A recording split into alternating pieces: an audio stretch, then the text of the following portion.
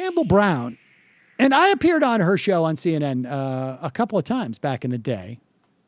Always a very nice lady, and has now dedicated her life, Mrs. Dan Senor, if you weren't aware, just to give you a sense of, we were talking earlier about, I misused the word morally turpitude, but I think I could use it correctly in the context of Dan Senor, one of the Coalition Provisional Authority folks, if I'm not mistaken. Campbell Brown has taken upon herself, her organization, to attempt to destroy public education in this country. And let's face it, to destroy the idea that everyone deserves an equal shot at a good education. There is no way that privatization, that charters, that vouchers could possibly ever provide a quality education for the amount of people that we have in this country. It's just not possible. And charters have proven that. Here she is hosting a forum along with the American Federation for Children, which I imagine is for a very specific group of children. May I interject really briefly? These education names are starting to sound like the family names for Christian. Like as soon as like the Coalition to Protect Children in Education, it's like, oh, this is a bad agenda for children in education. Exactly. Clean Skies Initiative. Right. And here is John Kasich.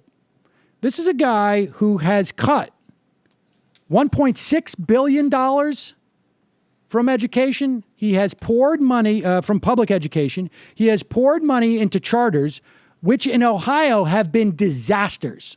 In the aggregate, disasters. I'm sure there's some good ones, but in the aggregate have been a disaster. In fact, I think the charters in Ohio are considered some of the worst in the country. In the country. He has tried to push for a voucher system, really wreaked havoc on the education system. And here is classic John Kasich. I'm going to tell you that my policies will attack teachers, and then I'm going to say, but I'm not going to attack teachers. The reason why John Kasich, I think, can do very well in this Republican race is because he's using the exact same tactics that George W. Bush did. I'm a compassionate conservative. But he's more believable.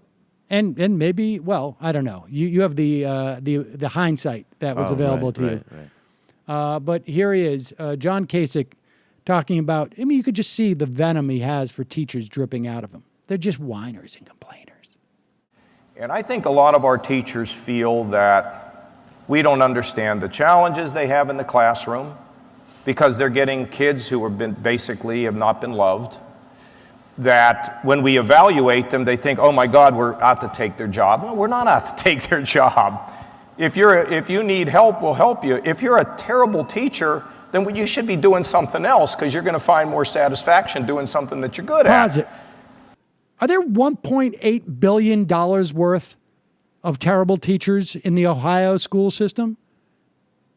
How many terrible teachers are there? I mean, we've gone through this multiple times. There are now teacher shortages across the country. So we have to constantly communicate that. But I'll tell you what the unions do, unfortunately, too much of the time.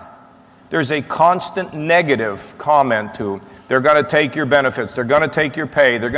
And so if I were not president, but if I were king in America, I would abolish all teachers' lounges where they sit together and worry about how woe is us. But look, teachers are, I mean, you asked me, do I have teachers? Yeah, I mean, I've had a lot of mentors in my life. And some of the teachers were people that even a couple of my buddies and I still repeat some of the things they'd ask us in the classroom. So good for John Kasich. He had teachers. And so thus we're to believe that his $1 billion he's sending into a corruption-ridden, failing system of charters is okay. Wonder how many of those hedge funders that he used to work with at Lehman Brothers are are now invested in those charter schools. That would be interesting. I imagine we're going to see more on that. That would be my guess. That's sort of reminded me of his answer on marriage equality, though. The way he Yeah. slipped in that sort of like, well, actually, I have an incredibly regressive position, but this isn't personal. This isn't hostile. And even when he made that joke, it was kind of jocular. It's not the Chris Christie, like, Right. oh, I'd go in. I'll I'd-" punch him in the face. No, this is, unfortunately, I'm going to make teaching an incredibly devalued position, and really only fund things that are ultimately going to lead to teachers being even more devalued.